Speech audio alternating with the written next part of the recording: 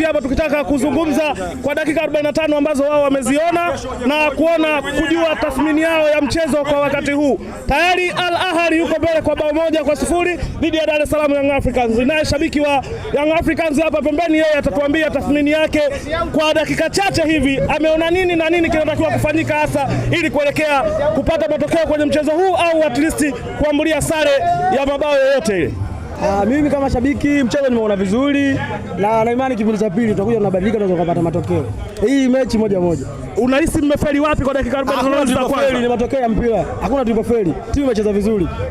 Kwa hiyo tutakaporudi tutarajie mabadiliko makubwa kwa mwalimu ama tuangalie nini hasa? Mchezaji mmoja anaweza kubadilika pale na kufanya kila kitu kinachowezekana. Unamwona nani akija kubadilisha matokeo haya? Pacome Zouzoua. Asante sana, nikushukuru sana na niungane na shabiki mwingine na yeye atuambie chochote kile ambacho anakiona kuelekea kwenye mchezo huu tunaporudi dakika 45 za kipindi cha pili. Nini kitafanyika hasa, walimu waangalie sehemu gani ili kuweza kuipatia matokeo Young Africans ama kuweza kupata sare kwa dakika 45 zilizokuwa zimesalia.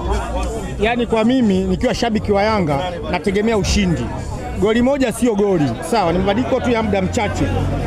Najua kiingia Pacome mabadiliko yapo. Sisi tunategemea kushinda. Sio kushona vijola. Sawa.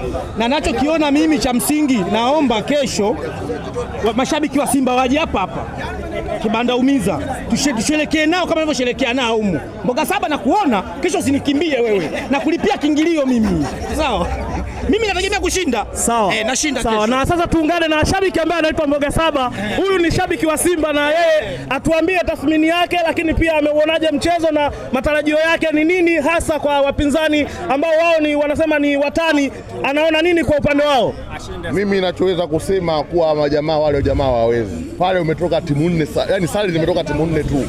Ametoka Simba uwanja ule, ametoka Mamelodi, ametoka na Wydad na mtoto mmoja kutoka Afrika Angola.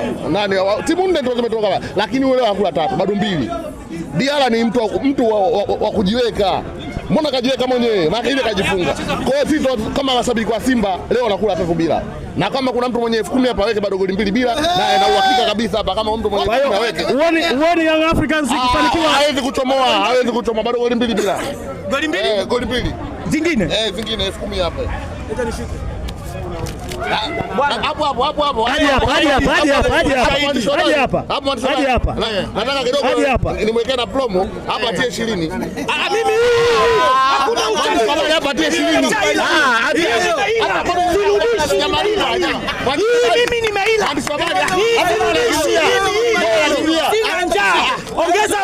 Ongeza 5,000 na mimi naongeza 5,000. Ongeza 5,000 mimi nimeila hii si mimi shika bwana mwandishi shika yeye. Kama vile Mboga Saba kesho anakula matembele. Nasema hivi Mboga Saba kesho nyama ipati ni matembele tena imeenda hiyo. Hii inatosha. Sitaki promo yako. Inatosha. Wanasema hii inatosha. Na sasa tutoke hapa twende mbele kidogo tuangalie mashabiki wengine wao watazungumza nini na hasa tathmini yao wanaona nini hasa kuelekea dakika 45 za kipindi cha pili, maana dakika chache zimesalia kuelekea huko. Mimi ninachojua kwamba mpira ni dakika 90. Kwa hiyo mpira bado unaendelea.